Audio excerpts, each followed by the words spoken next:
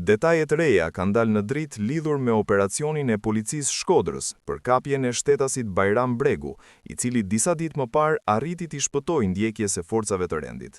Sipas policisë, gjatë ndjekjes nga një patrullë e forcave shqiponja, Bregu dyshohet se ka qelluar një herë në ajër me armë zjarri, me qëllim për të kanosur efektivët, dhe më pas është larguar në drejtim të paditur. Gjatë operacionit, u arrestua shtetasi Ervis Baba, 43 vjeç, i cili ishte drejtuesi i automjetit ku ndodhej Bregu. Në makinë ndodhej edhe një i mitur 17 vjeçar.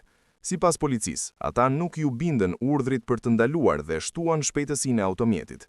Dyshohet se në një rrugicë të lagjes Kiras, Bajram Bregu ka zbritur nga automjeti dhe duke u larguar me vrap, ka qelluar një herë në ajër me pistolet.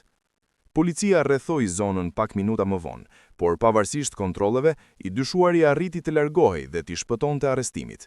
Gjatë marrjes në pyetje, 43 vjeçari Ervis Baba ka deklaruar se nuk ka njohje me Bajram Bregun. Ai ka pretenduar se personin që ndodhej në makinën e tij e kishte marrë rastësisht në rrugë. Sipas deklarimit të tij për policinë, një person i kishte bërë shenjë për ta marrë me makinë, ndërsa ai ishte duke kaluar në rrugë. Baba thot se është ndalur dhe e ka marrë në automjet, por pretendon se nuk e di se kush ishte dhe nëse bëj fjalë për Bajram Bregun apo për dikë tjetër. Një person më nxori dorën në rrugë teksa po udhëtoja me makinë.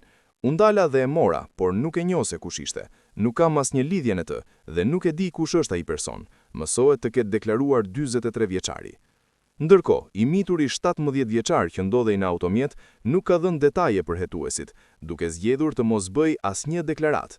Gjatë veprimeve në vend ngjarje, policia sekuestroi një gëzhoj plumbi që dyshohet se është përdorur gjatë të shtënës, si dhe një pistolet me krehër e gjetur pranë zonës ku ndodhi ngjarja. Megjithatë, sipas hetimeve paraprake, gëzhoja e sekuestruar nuk rezulton të përputhet me pistoletën e gjetur, çka ka ngritur dyshime se Bajram Bregu mund të ketë përdorur një armë tjetër, të cilën dyshohet se e ka marrë me vete gjatë arratisjes. Pavarësisht të reagimit të shpejtë të policisë, Bregu arriti të largohej. Dyshohet se ai ka shfrytzuar kalimet mes oboreve dhe baqeve të shtëpive në lagjen Kiras për t'i shpëtuar ndjekjes e forcave të rendit.